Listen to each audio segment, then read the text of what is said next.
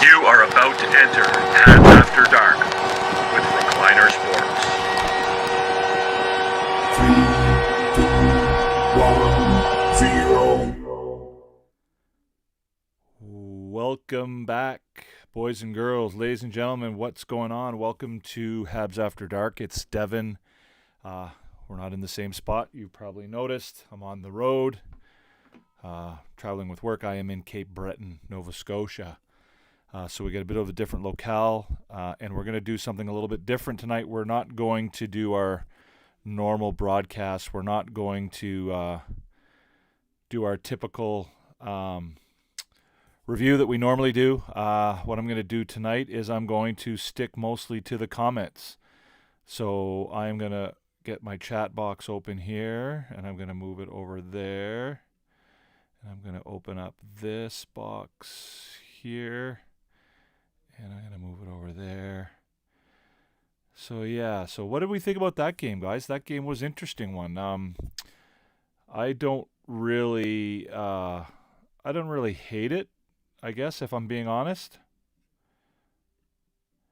I didn't really hate it. I thought the Canadiens played well to an extent. That was one of the better teams in the conference, one of the better teams in the league. I thought they did, all things considered, I thought they did not too badly. I thought that, I thought they didn't do too badly. Obviously it could have been better. And obviously, we're hesitant to focus too much on moral victories. But again, as far as moral victories go, that, that's not the worst. I thought they held their own against one of the better teams in the league. Like I said, final score is 5-3. Shots on goal were 27-24, 8-7 in the first, 9-8 against in the second, and 10-9. So pretty even all three periods as far as shots on goal are concerned. With respect to, let's check out high danger chances. High danger chances tonight. 5-on-5 were 9-9. So on 5-on-5 situations, there were 9 high danger chances for Montreal and 9 high danger chances for the Devils. And in as far as expected goals are concerned, that was 2.11 goals expected to 1.73. So again, pretty close in all of those categories. So again, I don't think there's anything really there to be overly upset about if you're a Canadiens fan. Obviously, a win would be nice. We would like to get a win, or we would like to see them get a win. But tonight it just wasn't in the cards. So, I don't know who's in here right now. Do we have anybody in here who's participating here? We got nobody. It's just myself. So maybe I will talk about the game for a minute. Let's go through it. Canadiens come out in the first period. They don't look too bad. They're obviously up against a much better team. I mean, if we can take one thing away from this game, or one of the things we can take away from this game, is Jack Hughes is pretty good at hockey. Jack Hughes is a good hockey player, and he showed that certainly right off the bat. Set up Jesper Bratt on a, just basically, I could have scored that goal. You could have scored that goal. Anybody could have scored that goal. Hughes basically put it on Bratt's stick, and all Bratt had to do was just sort of keep his stick on the ice and then shovel it in the empty net. It was, just a really great play by Hughes. He left Alex Newhook sort of standing, in the middle of the ice trying to figure out what happened. I don't know that Alex Newhook still gets what happened on that goal. So a few moments later, I'll go with 10 minutes later, 12:38, Andre Palat, guess what? Another goal set up by Jack Hughes. Again, just a really, great play by Hughes. Hughes ends up behind the net with the puck, and he just feeds it in front to Palat, who buries the puck. Again, didn't have to do a whole lot. Hey, Hunter, what's going on, man? I did make it. Yes, I am in Cape Breton. And like I said, we're going to do something a little bit different today. I'm not going through all of my regular stuff. I'm not going to do the A team tonight. I'm not doing the box score. So we're going to just go directly to talking in the comments if anybody's interested in that. We don't have very many people here, unfortunately, Hunter, as of yet. Maybe we will get a few more. Right now, it's just you and me. So if you've got any questions, fire away. Let me have it. So again, Jack Hughes is a pretty good hockey player. The Canadiens didn't roll over, right? And another of the positives that we can take out of this game is that the Canadiens didn't roll over. They came out, and 5 minutes into the second period, Alex Newhook scored his first goal of the game from Jake Evans and Jaden Struble. However, unfortunately, again, like the Canadiens tend to, they weren't able to keep that momentum, and Jonas Siegenthaler scores a goal to make it 3-1 and to give the Devils back their 2-goal lead. But again, right before the end of the third period, Brendan Gallagher scores another goal. Brendan Gallagher, another really bright spot for Montreal. All these Montreal Canadiens fans who were calling for, Brendan Gallagher's head, and, he needs to be on the first train out of town, all this business, Brendan Gallagher this, Brendan Gallagher that. Guys, he's still got a little bit left. Is he worth $6.5 million? No, he's not. But again, his 6th goal of the year, he's on pace for he's on pace for 40 goals. I mean, I'm not saying he's going to get 40 goals, but he's certainly shown that he has some value still. You're going to be able to do Habs After Dark for Leafs Bruins, Leafs Habs. I'm not sure if I'm going to be doing that or not, Hunter. I haven't decided yet. I'm going to try, but I really don't know. So then you get into the third period. Then Jack Hughes finally puts one in for himself. He's got a goal and 2 assists. He scores in the third period. Again, he brings the Devils back to a 2-goal lead. 6 minutes and 23 seconds into the third period, assisted by Jesper Bratt. Again, a nice goal. Jack Hughes is a good hockey player. Newsflash. He's a really good hockey player. If you're like me, you kind of looked at Jack Hughes and you said to yourself, "Oh, this is what we hopefully will be dealing with in Montreal in years to come." Once guys like he plays a lot like Elaine Hudson well, I shouldn't say that. Lane Hudson plays a lot like him, and Demidov does, and hopefully that's the kind of plays that we'll be getting from those two guys. Somewhere down the road. Gallagher has looked much better than he did last season. Well, that's actually not completely accurate, Aiden. Gallagher started playing really well towards the end of last year. I believe he had 8 goals in the last 10 games of the season last year. So he's carried that over into this year.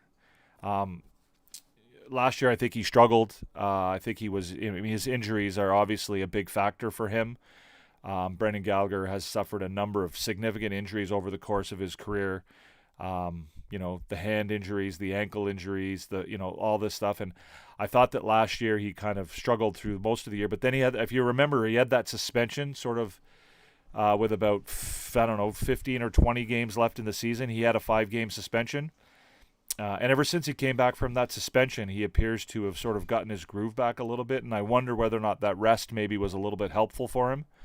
Whether or not, having those few days off, in the middle of the season was able to rejuvenate him a little bit, because, he does, somebody said the other day in one of the podcasts I was listening to that, you don't, once you lose a step in the NHL, you don't really get it back. But what I feel like with Gallagher is that, maybe he had lost 2 steps and he's got one of them back, because he definitely looks like he's got a little more hop in his game than he did, certainly, at the beginning of last year and even the year before that. So, getting back to the game just quickly here, the Canadiens, again, don't roll over. Hughes makes it 4-2 at 6:23, but then Newhook comes right back, right? Second goal of the game, his 4th of the year at 8:13, assisted by Caden Gooley. Wrist shot, another nice goal. Again, I thought Alex Newhook played really well tonight. I feel like Newhook's played well the last few games, but he was actually able to get something out of it tonight.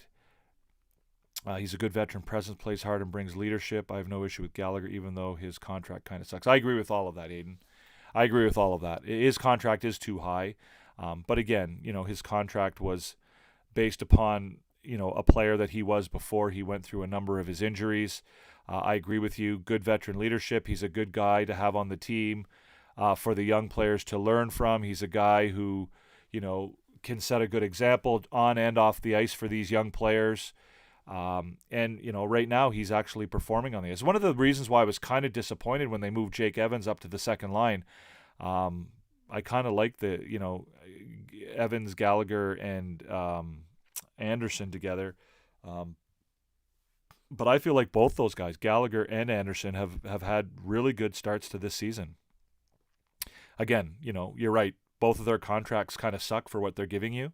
You're not, in an ideal world, you're not going to pay two fourth liners, $6 million plus a year. But, as fourth liners, those guys are playing as well as you would want a fourth liner to play. Right? Like, I mean, if I think any team in the NHL, if you put the contracts aside, would take those two guys playing the way they've played so far this season. They would take them on their fourth line. I don't think there's any real debate about that. So getting back to the game, so Newhook scores at 8:13 on a wrist shot to make it 4-3, brings the Canadiens back to within one goal. And it kind of looked like the Canadiens might be able to tie it up. They had some pressure with the empty net.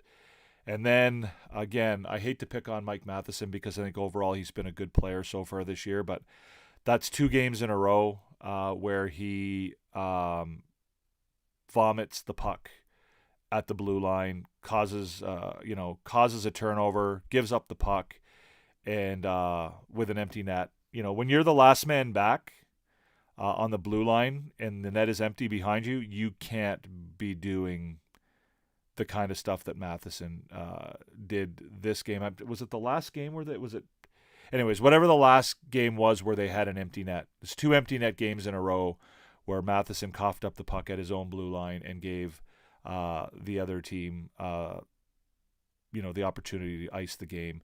The last game, interestingly, he gave up the puck at the blue line and Lane Hudson kind of saved his bacon and retrieved the puck, and then got it back in the zone, and then Matheson kind of coughed it up a second time. So, again, I like Matheson. I think Matheson's been a good contributor to this team. I don't have anything negative to say about him, but I thought there are times where he makes decisions that are not indicative of his role as a veteran on the team. He makes rookie-type mistakes. Not rookie-type mistakes, but certainly not the kind of decisions that you would expect from a player with his kind of experience. There was a couple times on the power play tonight where he just made really, really weird decisions. There was one play where he had the puck at the blue line and, he tried to make a pass through like 3 people down low, beside the net. And it was just kind of like a really, really odd choice to me. So, so then Jesper Bratt scores unassisted, empty net goal, 1934, puts the game away, 5-3 final, New Jersey Devils. Like I said, the shots were pretty even overall for the game. They were 27-24. The Devils outshot the Canadiens by 1 shot in each of the 3 periods.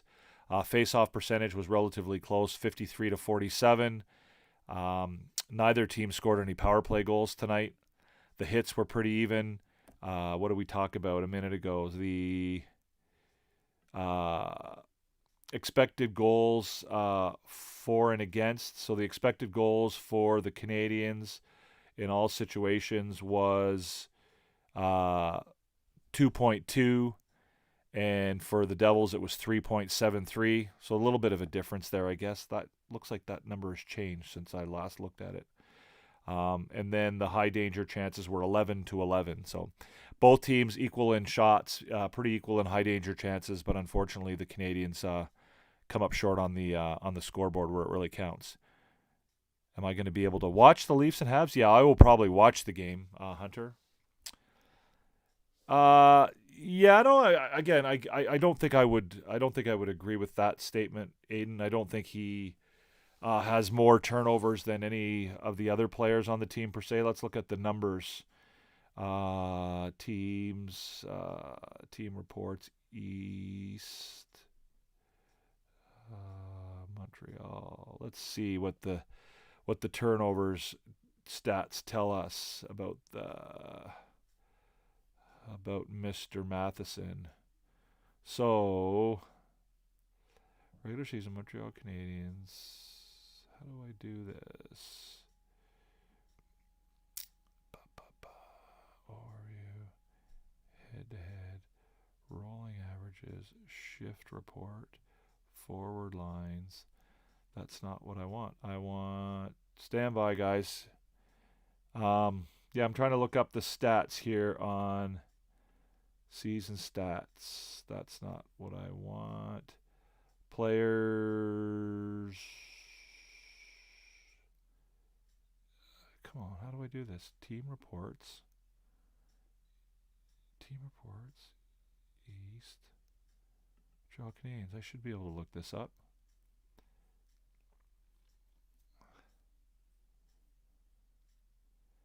Shift report. I don't want to look at a shift report. Come on, man. You can do better than that. Players. Individual. 5-on-5. More filters.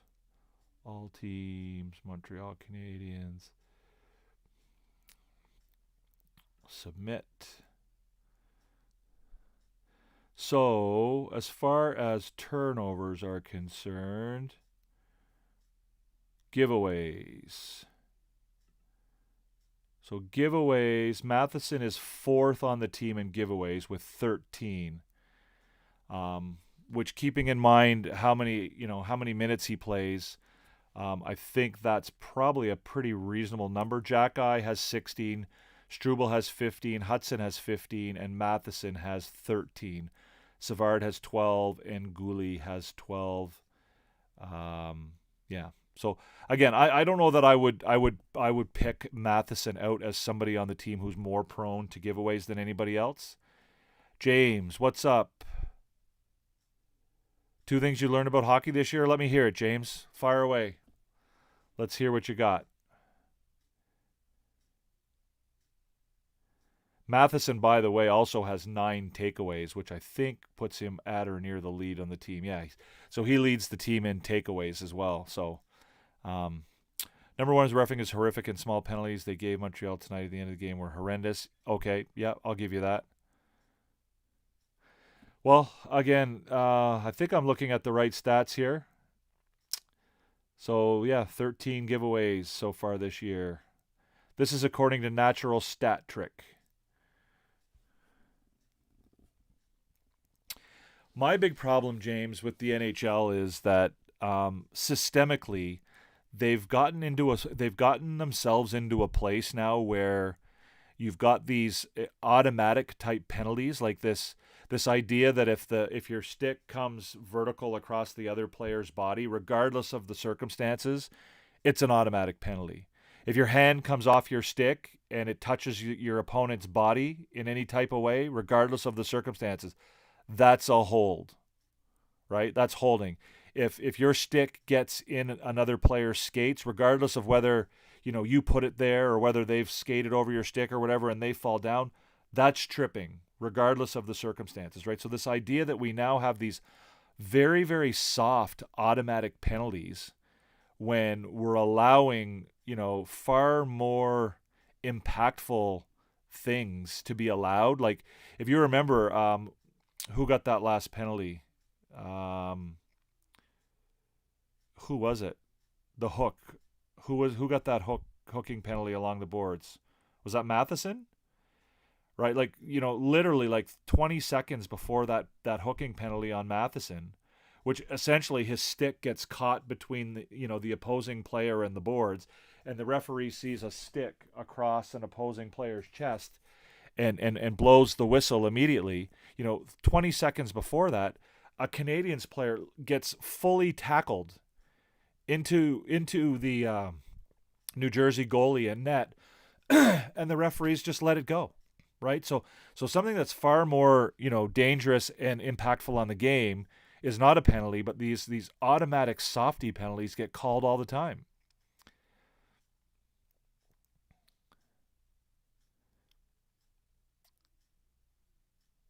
I haven't heard anything about the fight.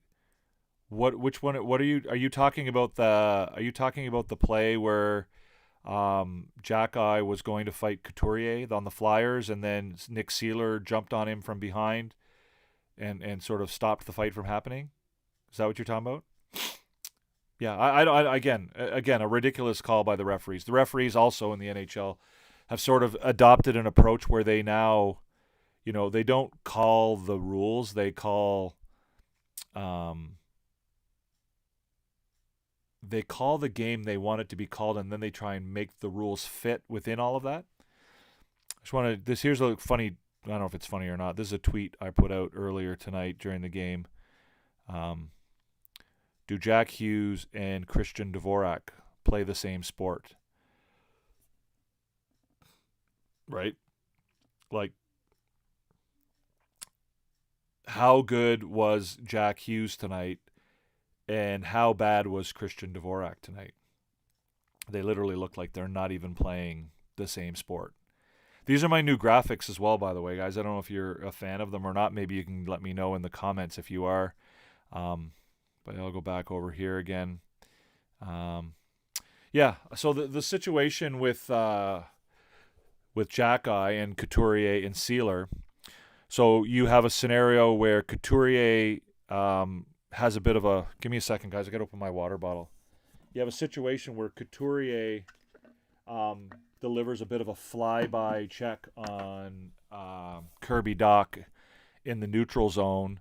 The kind that we see all the time where it's kind of a guy kind of skates by another guy and just kind of clips him a little bit. Probably looked worse than it was.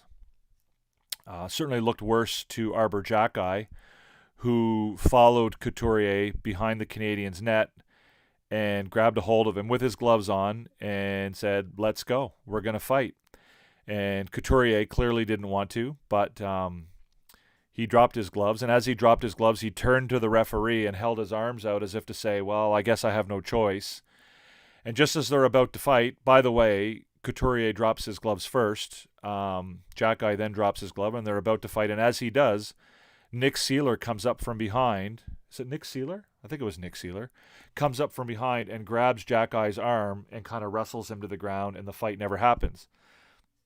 All of that happens, and, unbelievably, again, demonstrating that the referees will do anything to manipulate and do, rule book gymnastics to make things work out the way they want it to. They find a way to give the only penalty in all of that to Arbor Jack Eye for unsportsmanlike conduct. It's just absolutely ridiculous, right? And, and then hearing some of the former referees and some of the referee types try to justify it, and this whole idea that, if two guys drop the gloves but they actually don't throw a punch, it doesn't necessarily have to be a fight, and therefore, because it wasn't a fight, Nick Seeler's not the third man in. And well, if that's the case, then why doesn't Couturier also have an unsportsmanlike conduct? He dropped his gloves. Why? Because the refs interpreted that Couturier didn't want to fight as much as Jack Eye did. So therefore, Jack Eye's conduct is unsportsmanlike, but Couturier's isn't. Like, the whole idea behind, penalizing two guys who drop their gloves but don't actually throw a punch is that, you want to penalize these guys essentially for delaying the game. Right? And what about Seeler? Seeler, like, how does Seeler get away from that with nothing? Maybe you don't give him a third man in, which I think comes with an automatic ejection from the game. And what about the original hit by Couturier, the original interference? Like, he hits a guy who doesn't even have the puck. So, again, it's just the refereeing in this league is just a complete disaster.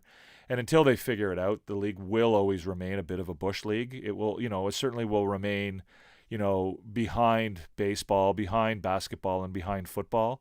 And to me, that's one of the big areas that they do need to fix if they're going to ever sort it out. So Jack Hughes is fun to watch. I don't know if you were here earlier, Aiden, but again, he's a spectacular hockey player. If you don't enjoy watching Jack Hughes, you don't enjoy hockey, because that guy is just really, really talented and really, really fun to watch. Well, again, sometimes it transcends the team you cheer for, Aiden, right? Sometimes watching a pure talent, you just have to admire it, even if it is against your team. Yeah, I'm working on the displays being a little bit better. I think this one here is a little bit better. I like this one. I like the way this one came out. Um, I've got some other stuff that I'm going to work on as well. Um, Jack Eye gets so many brutal penalties called against him. I'm not the biggest fan of Jack Eye, but it's pretty clear the refs are biased against him. Why aren't you a fan of Jack Eye? I'd be interested to know that, Aiden. What is it that you don't like about Jack Eye's game? But I do agree with the second part of your commentary. I think that you're right. I think that the referees. That's another thing the referees in the NHL do is they have books on players, right? Players get a reputation, and the referees treat players differently based on reputation and based on sort of preconceived notions about what a player is all about, and what their games are like. And honestly, I think that's completely inappropriate, right? Something that happens in one game should not carry over to another game, right? Yeah, you might keep an eye out on a guy. You might, like, if you know that a guy is prone to doing a certain thing on the ice that is dangerous or a penalty. Yeah, you might keep your eye out for him and make sure that he doesn't do that, or you might even tell him before the game, hey man, I don't want to see any of that. I got no problem with that. Like, I don't want you out there taking out people by the knees. Or I don't want you out there doing this. I don't want you out there doing that because it's going to be a penalty. I got no problem with that. But this idea that you're going to judge a play and favor one player over another based on some type of notion that you have from a prior game or from something that you've heard from another referee or seen on, it's just, I don't like it. Well, his hockey IQ isn't ideal, Aiden. I agree with you, but again, I don't agree with you that it's not high enough for him to be a sixth or seventh D man. I think he's definitely capable of being a third pairing defenseman in the NHL. His hockey IQ isn't ideal. I agree with you, but the reason it's not is because he didn't grow up playing hockey the way the traditional NHLer did. Right? He didn't grow up from the age of 2 years old skating on a pond in Saskatchewan, with a pair of skates that got passed down from his great great great great great great great grandfather. Right? He came from an immigrant family in Hamilton and took up hockey later than most kids do, and wasn't an all-star all his life. He didn't play on these all-star travel teams that you hear about. Like, he grew up poor, and he grew up playing hockey because all of his buddies did, and he turned out to be pretty good at it. But again, like, he didn't get drafted into the Ontario Hockey League. He didn't get drafted into the NHL. He's a late bloomer. So I think you're right. His hockey instincts are not where a lot of other players at his age are. But one thing we do know about Arbor Jackeye is that his ability to learn and his learning curve is very, very steep. Right? Like 4 years ago, this guy could barely make the OHL. 5 years ago, let's say. Right? He could barely make the OHL. They were getting ready to send him home. He was going to be sent home. He was going back to play Junior B. And then, 5 years later, he's in the NHL. So he's a guy who's able to learn. He definitely has a capacity to learn. He definitely has a capacity to get better. And I think that, at 23 years old, I think he is now, 22 or 23, I think it's kind of silly to give up on him at this stage for all those who want to give up on him. I felt Monty did pretty much all he could do tonight for the Habs. Yeah, I agree with that. I think there was one goal. I think it was the second goal that kind of went right through him that I thought he could have had, but he certainly played really, really well in the third period. I thought he could have, I thought he had a really good third period. I think that the Habs somewhat ruined his development by making him play in the NHL right away. How? I mean, I'm not saying I disagree with you, but I also don't agree with you. I think that him playing in the NHL did wonders for his development because he was able to learn from some veteran players at the NHL level. He was able to, he was able to experience that level of hockey, and then they sent him down to the American League for a period of time to get some seasoning. I when you say they ruined his development, I don't. I mean, are you saying that you feel like did you not see him play tonight? Like in what way is he ruined? I don't get where you think that he's been ruined. Like he's been, he's played 100 games in the NHL, and he's a serviceable third pairing defenseman in the league right now.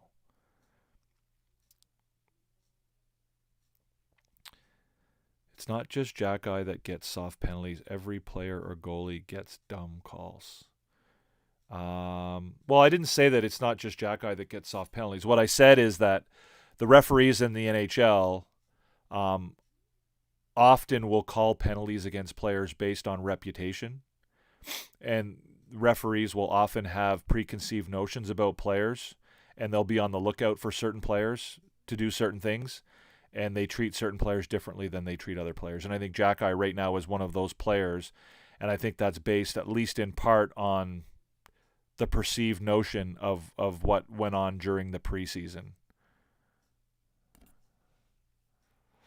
Yeah, I mean, he's 20. I think he's 23. Might be. I think he's 23 now. Hunter again. Yeah, I wouldn't say that he's been ruined. He's played well the last couple games, James. So again,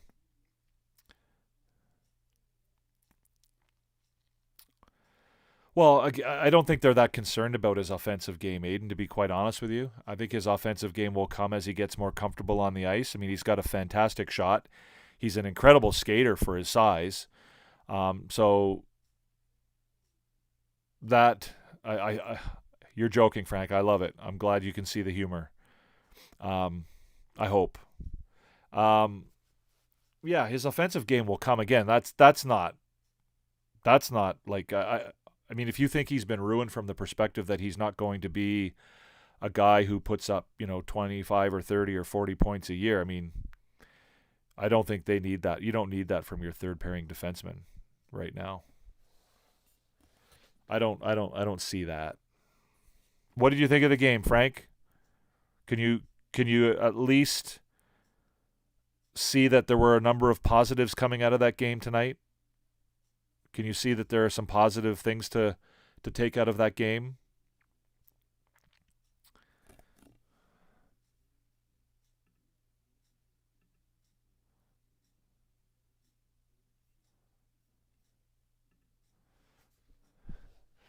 Can we see it? Can we see the positives that came out of that?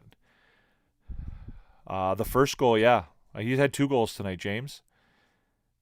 Yeah, he had 2 goals. Yeah, I thought Newhook played well. I like Newhook as a player. Again, I don't know that Newhook is a top 6 player, but yeah, I like his game. He's a good skater. He's a smart hockey player. Well, again, that's his development, Aiden. Right? That's him developing. That's a kid who's 23 years old, who's got 100 games of NHL experience, developing into being a good hockey player. Right? Some days he's going to, that's why they sit him down. Everyone, I had somebody in one of my other lives, I think it was on TikTok or maybe it was over here, talking about how he didn't like the way that Marty St. Louis treats Jack Eye because he obviously doesn't like Jack Eye. It's like, well, no, he's not benching him because he doesn't like him. He's not benching him to punish him. He's benching him because he needs to have the opportunity to learn a lesson. When are the Habs going to get Carey Price off the injured list? When he retires. When his contract is over and he retires.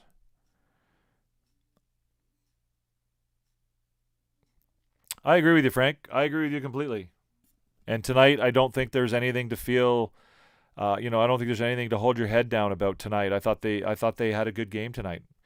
I mean, obviously a win would be nice, but, against one of the better teams in the Eastern Division, or in the Eastern Conference, pardon me, they held their own, right? They were the game was pretty even in all respects other than the scoreboard.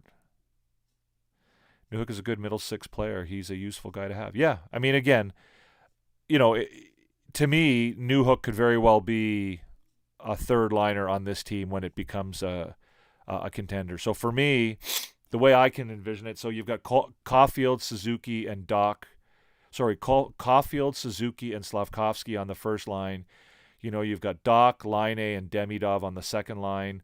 Then you've got like something like, New Hook, maybe Hage when and if he comes around.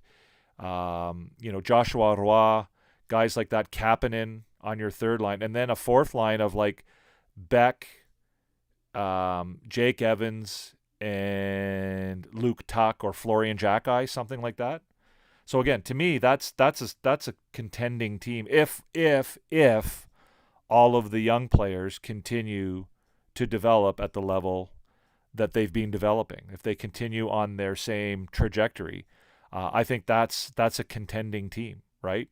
Slavkovsky, Caulfield, Suzuki, Demidov, Doc, and Lina, pardon me, Newhook, Roy, and Kapanen, and then Evans, Beck, and either Jacki or Tuck or somebody like that. I think that's a pretty good team. Yes, Torts did scratch Michkov. You knew it was coming. I mean, Tortorella is a horrendous coach, guys. Anybody, people will continue to tell you that they think that, that John Tortorella is a good coach in the NHL. He's absolutely not, right? He continues to show you that he's a bad coach, but yet you will still find NHL lifers who will continue to defend him. Yeah, I mean, if he plays as he's capable of playing, Aiden, I agree with you. If he plays up to his capability, Alex Newhook is a very capable third line forward on any NHL team, on any contending NHL team. The future looks bright. We just all have to have a bad season in this one. The good thing, we'll get a first Trump pick again, first draft. Yeah, again, I don't know that that's a conclusion that I'm prepared to make. 13 games into the season, Frank. I think this team, is on the edge of flipping a switch and sort of getting it, if that makes sense, right? I think there's, they're on the edge of figuring out how to be a successful NHL hockey team, and that's what they're working on. I just wish for Brendan Gallagher was captain of the Habs. I love how Gally plays. Well, again, I don't have any issue with. I don't think that Brendan Gallagher would be a bad captain, but again, I'm quite happy with Nick Suzuki as the captain. I think Nick Suzuki is a very capable captain.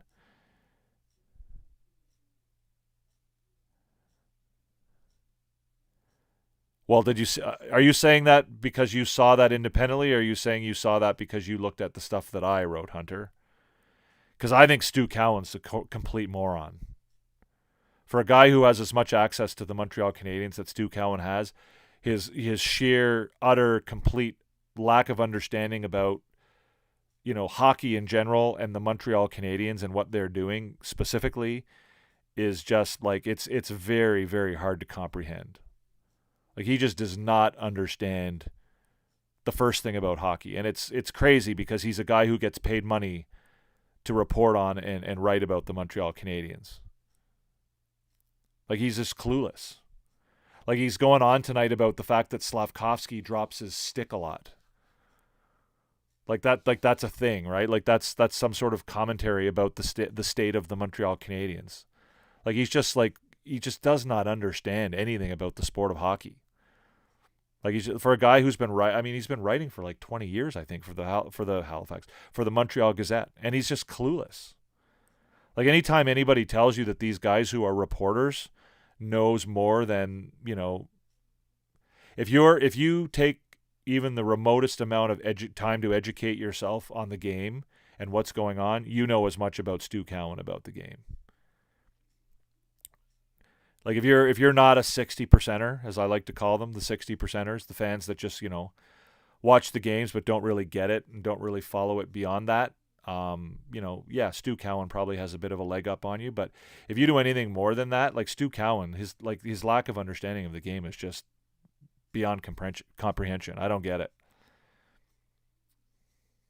Gotcha, Hunter. Yeah, he's just, between him and Grant McCagg, these are two guys who get a lot of play in Montreal, largely because, Tony Marinaro has them on his show. on a regular basis. They're regular guests. I mean, Tony Marinaro I like Tony Marinaro. I really enjoy his stuff. But like, four of his regular guests. So, he does a show just about every single night during the hockey season. And every week he has Stu Cowan, Grant McCagg, Chris Nyland, and Craig Button. Like, talk about just like, is Tony Marinaro bringing these guys in to talk about hockey so it makes him look better? Because, I mean, these guys just are like out to lunch when it comes to talking about the Montreal Canadiens. I mean, Chris Nyland's entertaining. I'll give him credit for that. Like, Chris Nyland's entertaining, and when you hear him talk about old stories and when he played in the NHL, and he's got some pretty good insights on hockey for the most part. But like, he just doesn't understand, that this team is rebuilding. He doesn't get that. This might be a hot take, but the Habs lately have looked like a wild card team. Yeah, I think that's a little hot, Aiden. That's a little bit hot. I think it's a lot hot. But again, like I said, to me, they look like a team that's ready to flip a switch. And I think that once they get it, once they figure, there's a couple of little things that once they sort of click in their head as a group, I think you're going to see a lot of change. Yeah, it's terrible. It's terrible, Aiden. Like, the only guy that he really gets on the show on a regular basis who I think is really quite knowledgeable is Eric Engels. I think Eric Engels is really good. I think he's one of the better writers. When it comes to, if you're looking for guys to follow when it comes to the Montreal Canadiens, I recommend Engels. I recommend Arpon Basu to an extent.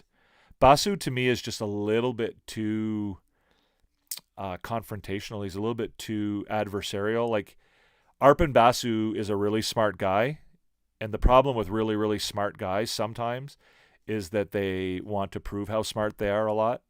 And if you listen to him question Marty St. Louis at press conferences and you read some of the stuff that he writes, a lot of the time he's trying to show how smart he is, or that he might know something that the coach doesn't know, or whatever.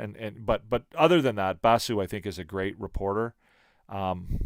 His partner, Marc-Antoine Godin, I could give or take him. Marc Dumont is really, really good. I really like Marc Dumont. Who else? The guys who do that Canadian Connection show is really, really horrible. Rick Stevens, or whatever his name is, he's terrible. Well, again, if you looked at his feed tonight during the game, Hunter, everything that happened on the ice, he was complaining about. Oh, Slavkovsky dropped his stick again. Oh, my God. I was like, well, if you hate the game so much, go watch something else. Well, but that's Tony, right? That's Tony, Frank, right? Tony is an entertainer. Tony is trying to make you guys, enjoy the show. He loves to freak out. And, I mean, that's what he's known for. Going way back to his early days when he was on with, I think he started on with, like, Pierre Maguire back on, TSN 990, it was called back then. It's just, and that's fine. And I like Tony. I think Tony's done a really good job for himself. He's, created a job for himself doing what he loves, and he's really, quite good at it in French and English, which is very rare. C'est difficile de faire les choses comme ça en français et en anglais.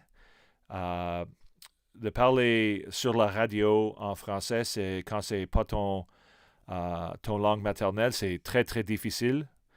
Il est bien mieux à parler français que moi. But it's hard, and he does it. And he goes on BPM Sports, and he was on TSN 690, and he does his podcast, and he works his ass off, right? He works his ass off. But, he's not... It's just he's more about the show than he is about the substance sometimes.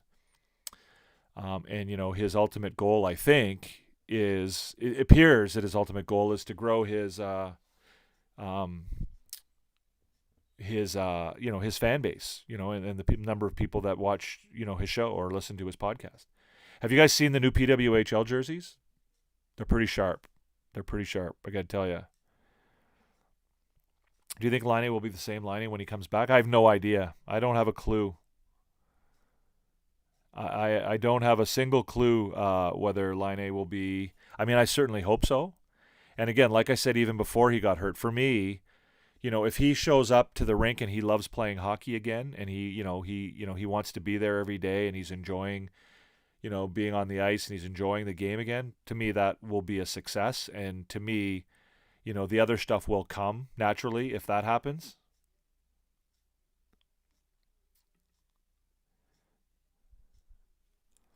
All right, Frank, I appreciate it, man. Thank you very much.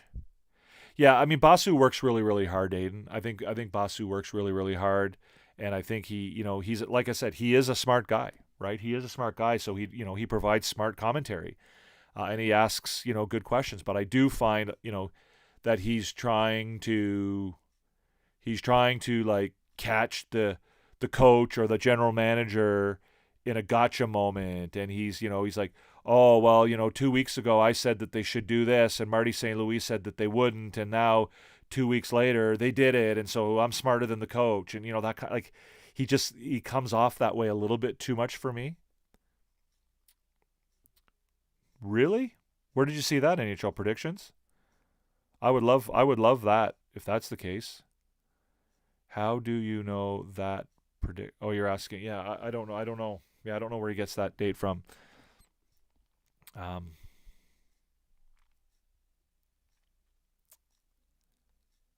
from Sportsnet. Okay. I'm trying to think of other good sources. The other thing I will tell you too, guys, if you're listening to podcasts that are put on by guys who are doing national podcasts, like guys who are in 45 minutes are giving you a rundown of the entire league.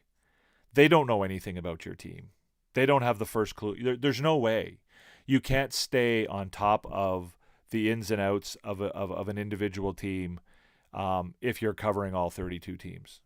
The only guys who come even close to it are guys like Elliot Friedman and maybe Frank Saravalli. But the reality is that those guys, if you listen to them, they won't do. Frank Saravalli does it sometimes, but Friedman does.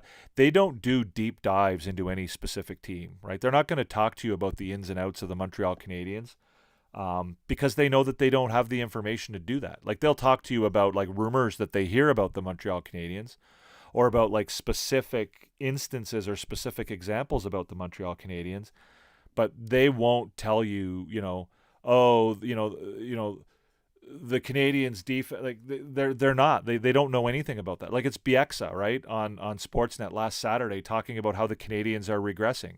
Kevin Bieksa doesn't watch the Montreal Canadiens, right? Unless he's covering the Montreal Canadiens, he's not watching their games. So the only information he has about the Montreal Canadiens is what he sees on the scoreboard or on the score sheet, or in the box scores in the morning, or what he hears from other people. He doesn't know anything about the Montreal Canadiens, right? So like he doesn't understand that they've had injury. Like I was listening to, I actually enjoy, because it's somewhat entertaining, a podcast called Puck Soup with Sean McIndoe or McIndoe or whatever his name is, and Ryan Lambert, and it's like these guys are trying to tell me that Marty St. Louis, if the Canadians don't improve, won't be the coach at the end of the year, and that the Canadians need to understand that their rebuild is still going on, and that the rebuild doesn't take. First of all, they said that the rebuild was in year 4, which it's not, and then they were talking about how the rebuild is I was like, nobody ever said that the rebuild is over, and nobody like they didn't take into account that the Canadians have had injuries. Like they just don't. There's no way for those guys. So it's hard to blame. It's the same thing with a guy like Corey Pronman, right? Like everyone freaked out when Corey Pronman said that Lane Hudson, some of his skills were NHL average. He can't keep up with all these prospects. NHL teams have staffs of like 15, 20, 25 guys to do this. And that's for one team. And he thinks he's going to be able to do it for the entire league. Like there's no way for him to know that stuff. It's all smoke and mirrors. If you go and read his articles, all of his articles are cut and pasted from previous articles. He rarely produces new information, right? So like for him to think that, or for us to think that he could be providing us with valuable insight on, prospects from across Europe and across North America and every junior league in the NCAA on behalf of all 32 NHL teams. The Montreal Canadiens have like 20 guys who do that, right? They got scouts in Europe. They've got scouts in the OHL. They've got scouts in the WHL. They've got scouts in the NCAA. They've got scouts in the Quebec League. They've got scouts everywhere. And Corey Pronman is doing this all by himself, with a laptop, watching YouTube clips and giving us valuable information, like information that is, of any value beyond, what the NHL teams have. It's crazy.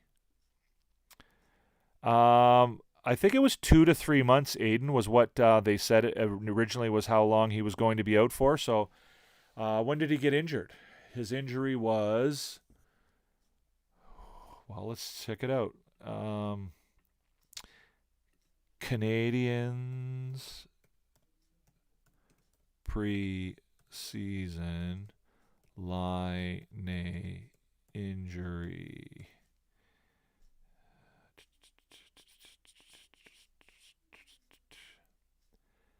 So Laine leaves Canadiens preseason game with injury. That's on September 30th. So October 30th, November 30th. So let's just say, and this would be my speculation, is that Sportsnet, the article, I don't know who said it. Was it Aiden or no, it was Predictions that said it. Sportsnet probably just did the math, right? So when he got injured, they said he would be out for 2 to 3 months. So Sportsnet probably took, September 30th, added 2 months to it, and said that this is probably the date when he could first come back by. So I'm going to say that that's probably not a hard and fast timeline. All right, Hunter, thanks, man. Thanks for coming by.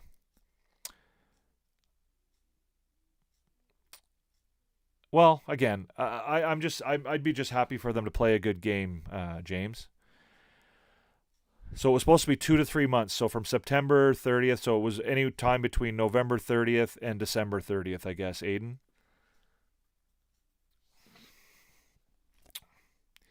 Who's in here now? We got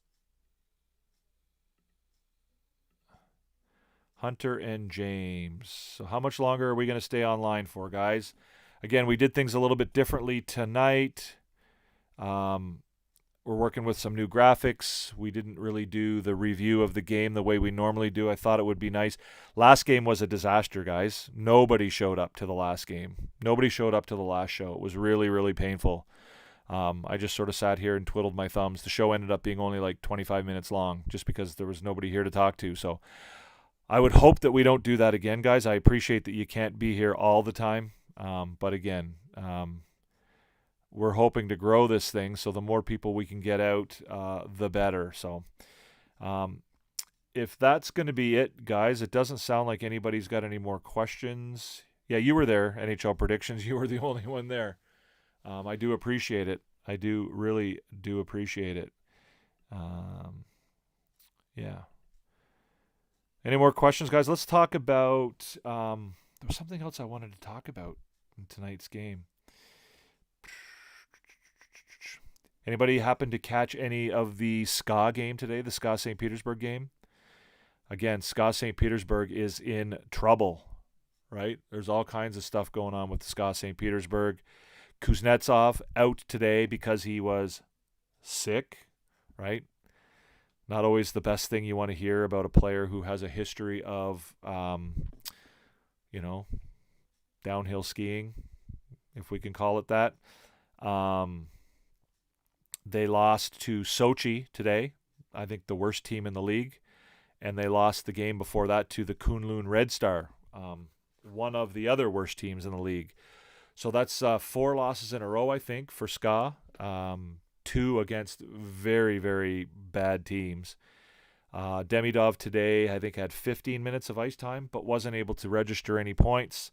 I didn't get to watch the game. I was driving halfway across the beautiful province of Nova Scotia all afternoon, so I didn't get to watch the game. I think he had 3 shots on goal and a couple scoring opportunities, but wasn't able to finish them off. So if you guys are frustrated by the Canadians and these things are getting you down, I highly recommend. I highly recommend checking out the Canadiens prospects in whatever leagues they might be playing in. Take some time and go watch, Michael Hage play for Michigan. It's great hockey and it's fun to watch. Go watch Jacob Fowler play for Boston College. If you've got, the ability, watch Demidov play in Russia on hockey.tv, I think is the website. You can go and watch the games at onhockey.tv. They're not great websites and they're kind of a pain and they got a ton of pop-ups and stuff like that, but you can watch the games there. You can now go watch Kapanen play in the Swedish, the Swedish league, for Timrå. So again, like if watching the Canadiens is frustrating you, then, there's a lot of other things to watch a Laval game. Those are easy to find. Have I seen the Holloway injury? I did. Yeah, it looked kind of weird. I mean, it kind of sounds like, again, I don't want to say it was much ado about nothing, but as it turns out, I think it was. It's certainly very scary. And people who are old like me remember Trent McCleary for the Montreal Canadiens blocking a slap shot with his throat, and basically, suffocating on the bench and being brought back to life by trainers. His basically had his entire larynx caved in. Owen Protz, yeah, go watch Brantford play. If you're an Ontario Hockey League guy, you can watch Owen Protz. If you want to watch the WHL, you can watch Tyler Thorpe. The BC Hockey League, right? There's a couple guys in the Ben Merrill, I think, is in the BC Hockey League, and Mikas Vikvaneks is in the BC Hockey League. All these guys. So there's a lot of exciting hockey to watch. If you're feeling frustrated by the Canadiens and that you're not enjoying watching them play, then there's a lot of places to go and watch hockey that'll make you smile as a Montreal Canadiens fan. So that's kind of not so much what I'm last year was great. I watched a ton of Lane Hudson last year. This year I'm watching a lot of Ivan Demidov. It's fun to watch. It's good hockey. You just remembered Chara knocking out a Habs player. Are you talking about when he hit Max Pacioretty and broke his neck? He technically didn't knock him out. He injured him quite badly. If that's what you're talking about. I'm not sure if that's what you're talking about, but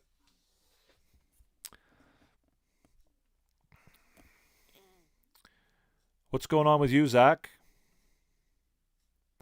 So, guys, just in case, you can spread the word to the people on.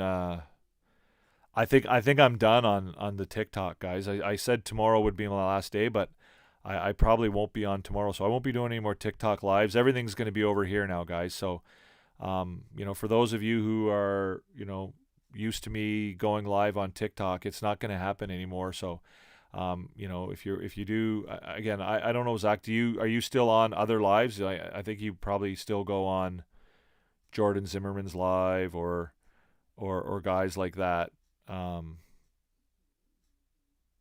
I don't know. Maybe you do or maybe you don't. Again, I don't expect you to tell people to come over here or whatever. But if people are wondering, I'm done with TikTok. I'm not interested in it anymore. It's too much trash on there for me, to be quite honest with you. So I'm hoping to do things over here on a more regular basis, whether it's the Habs After Dark. I do have some stuff in the works where I'm hopefully going to be doing some collaborations with some other content providers and having them on as guests. I also have a good friend, I say good friend, my wife's good friend's husband, who's a friend of mine as well, is one of the senior referees in Nova Scotia. So I wouldn't mind trying to get him on once in a while to talk about some of the refereeing issues as well. So, yeah. Anyways, yeah. Jordan probably, yeah, again, I didn't even know that Jordan was doing a lot. I mean, I do know that because people have told me about it. But anyways, TikTok is soft. It's not soft. It's just there's too much junk on there. There's too much garbage, and it's too unstable a platform for me, right? There's just, they decide when and they decide who's going to come to your live. They decide, whether you're going to have people in your live, whether you're not. They can kick you off at any time for any reason, and you're just going to get complete ignoramuses, in your live on a regular basis. So you spend as much time dodging bullshit as you do actually having constructive, objective conversations about the game. Now here, obviously, our numbers aren't great. We're not getting a ton of people in these lives. But, hopefully that will change, and hopefully it will start to grow because, frankly, it's pretty easy to I'm actually going to do a couple things here while I've got you guys on here. I'm going to add you, Zach, as a moderator.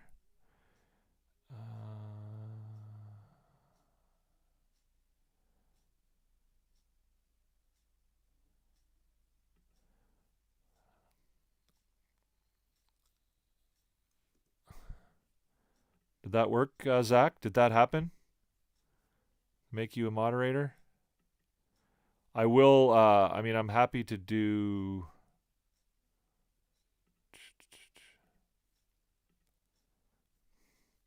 I'm happy to add others as moderators, but for now I'll just do Zach and Hunter. It's not a slight against you, NHL Predictions.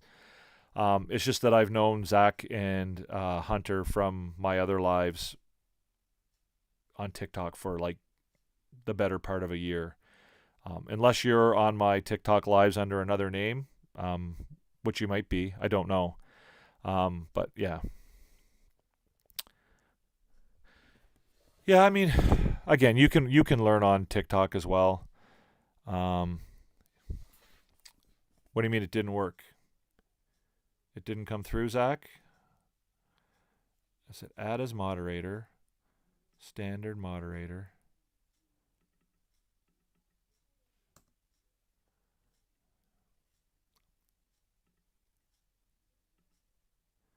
Community moderation activity. What's that mean?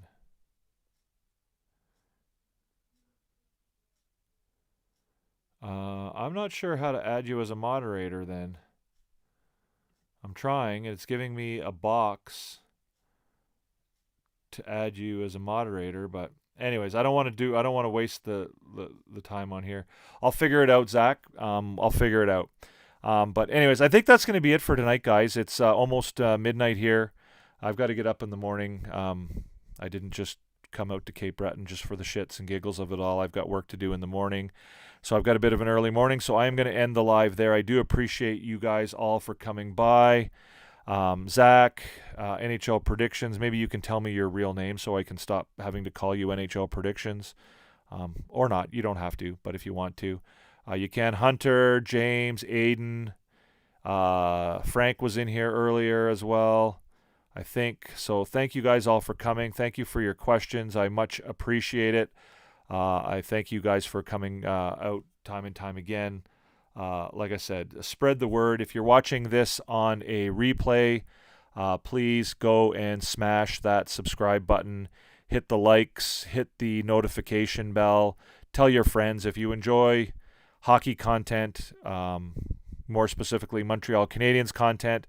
We're hoping to grow this channel. We're hoping to start doing some more stuff here. But for now, we're doing Habs After Dark every night.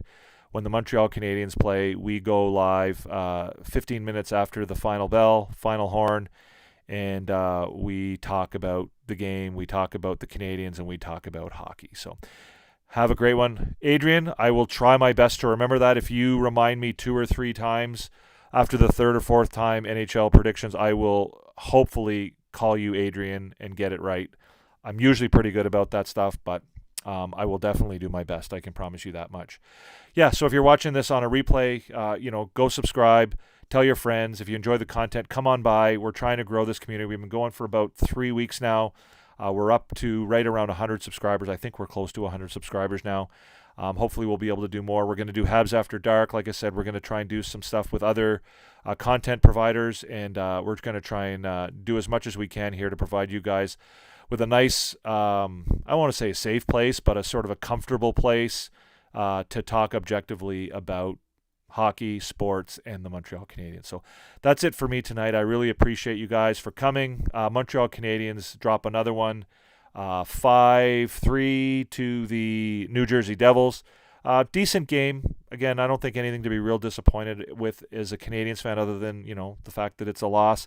I think there were a lot of good signs, a lot of silver linings, and I think this team continues to develop, and I think there are signs of improvement that are visible, and I think that they're on the right path. So we will see you guys next time, perhaps on Saturday night after the Leafs game. I'm not sure if I'm going to be able to answer the bell for that one. I do try to go live after every game, but obviously this is not my full-time job, so there are other things going on in my life that make it so that I can't always be there, but I will do my best, and I hope to be able to be there on Saturday night. So thanks again. Thank you if you're watching this on a replay as well. We will see you in the next one. Peace out.